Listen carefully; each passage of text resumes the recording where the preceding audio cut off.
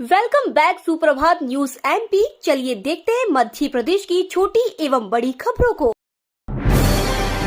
25 जुलाई से फिर भरे जाएंगे 1000 रुपये के लिए आवेदन। 21 साल की बहनें भी भर सकेंगी फॉर्म।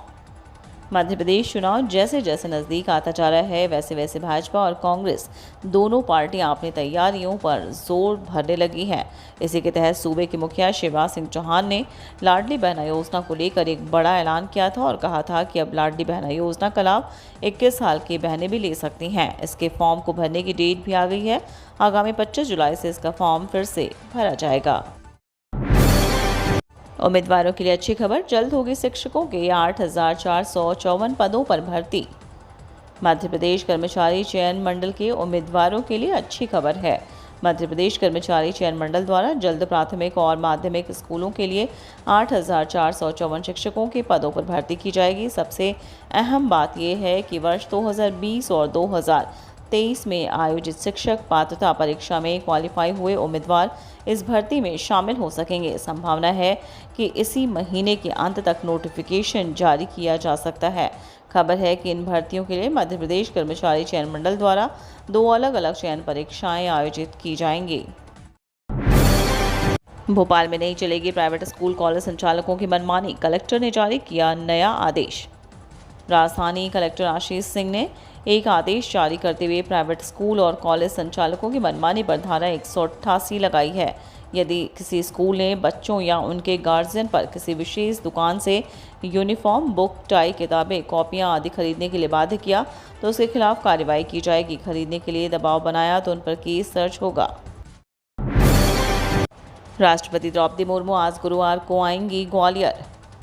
राष्ट्रपति द्रौपदी मुर्मू आज गुरुवार को ग्वालियर प्रवास पर रहेंगे।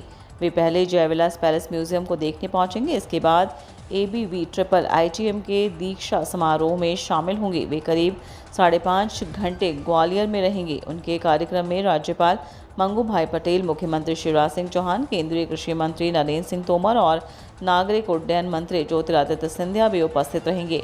आज गुरुवार सुबह 11:35 पर उनका विशेष विमान राजमाता विजयाराजे सिंधिया एयरपोर्ट पर उतरेगा। शासकीय सेवकों को कर्मयोगी बनाएगी सरकार, महिला स्व सहायता समूह वसूलेंगे टोल टैक्स।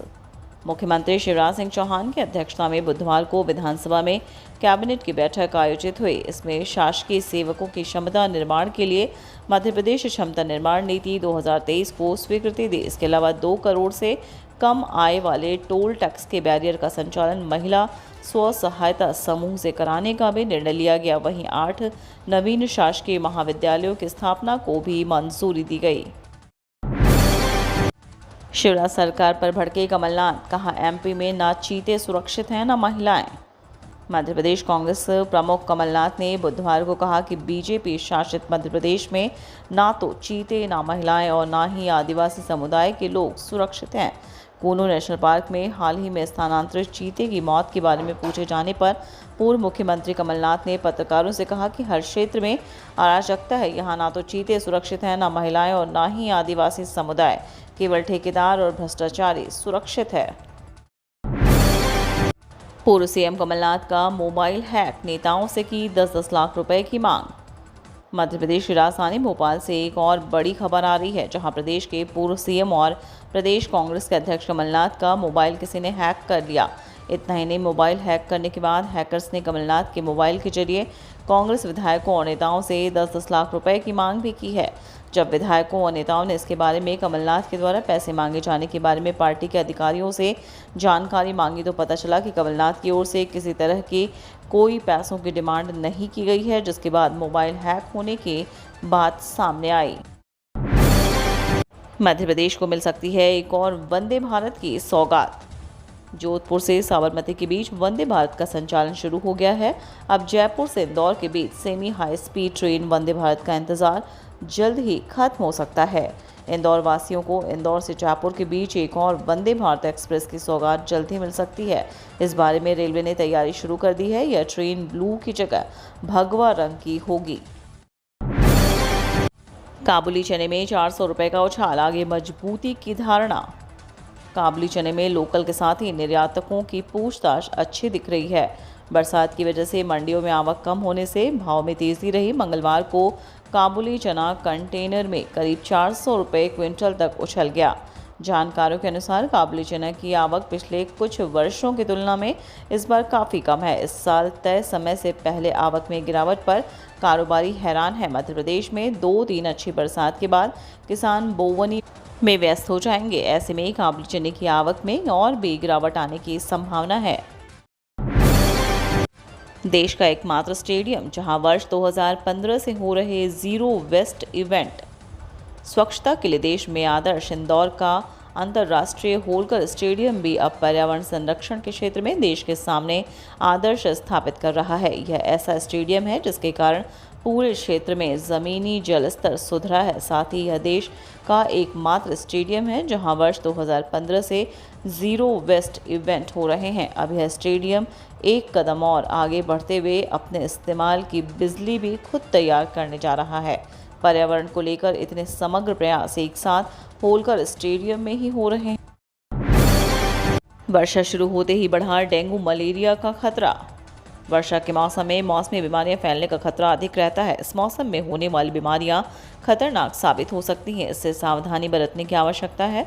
लापरवाही जानलेवा हो सकती है। बारिश के मौसम में होने वाली बीमारियां जैसे सर्दी, जुकाम, बुखार, मलेरिया, डेंगू, चिकनगुनिया, हैजा और टाइफाइड हो सकते हैं। इनसे बचने के लिए बारिश में ज़्यादा देर तक ना भीगने से बचें। भीगने पर शरीर को साफ कपड़े से पोंछें और तुरंत कपड़े बदलें। प्रधानमंत्री फसल बीमा योजना को लेकर बड़ा अपडेट। मध्य प्रदेश में किसान 31 जुलाई तक करा सकेंगे फसलों का बीमा। मध्य प्रदेश के कृषि विभाग की ओर से प्रधानमंत्री फसल बीमा योजना के तहत बीमा कराने की अंतिम तिथि की घोषणा कर दी गई है। इसका लाभ 31 जुलाई तक किसान ले सकते हैं। प्राकृतिक आपदाओं से अधिसूचित क्षेत्र में बोई गई अधिसूचित फसल को बीमा कवर प्रदान करना, कृषि में उन्नत तकनीकी के प्रयोग को बढ़ावा देना और आपदा वर्षों में कृषि आय को स्थिर रखने के उद्देश्य से किसानों के लिए अनूठी प्रधानमंत्री फसल बीमा योजना लागू की गई है। 9वीं से 12वीं तक के छात्रों के लिए महत्वपूर्ण खबर। प्रोजेक्ट प्रैक्टिकल पाठ्यक्रम अंक योजना जारी।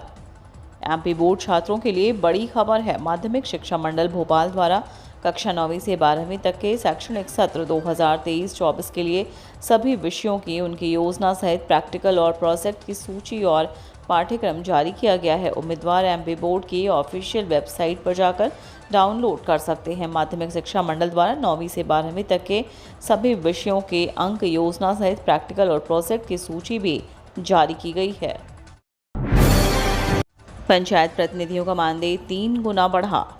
मध्य प्रदेश में अब 2 करोड़ से कम कमाई वाले टोल नाके महिलाएं चलाएंगे। इनसे होने वाली आय सीधे अब महिला सशक्तिकरण पर खर्च की जाएगी।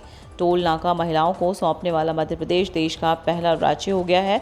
इसकी शुरुआत इसी महीने से हो जाएगी। शिवराज कैबिनेट की बैठक में आज कई बड़े फैसले हुए। राज्य सरकार ने 2 करोड़ से कम कमाई वाले टोल नाकों को महिला स्व सहायता समूह को देने का फैसला लिया है। मध्य प्रदेश में बीजेपी एमएलए ने दिया अपनी ही पार्टी को झटका। मध्य प्रदेश में विधानसभा चुनाव के कुछ ही महीने पहले भारतीय जनता पार्टी की मुश्किलें उन्हीं के विधायक बढ़ाने में लग गए हैं। मैहर विधायक नारायण त्रिपाठी ने विधायी जनता पार्टी को समर्थन देना शुरू कर दिया है। 14 जुलाई से पार्टी का सदस्यता अभियान भी शुरू हो रहा है। हालांकि विधायक का कहना है कि भारतीय जनता पार्टी से कोई बगावत नहीं की जा रही है। विंध्य को अलग प्रदेश बनाने की मांग को लेकर लंबे समय से मैहर विधायक नारायण त्रिपाठी ने अपना झंडा बुलंद कर रखा है।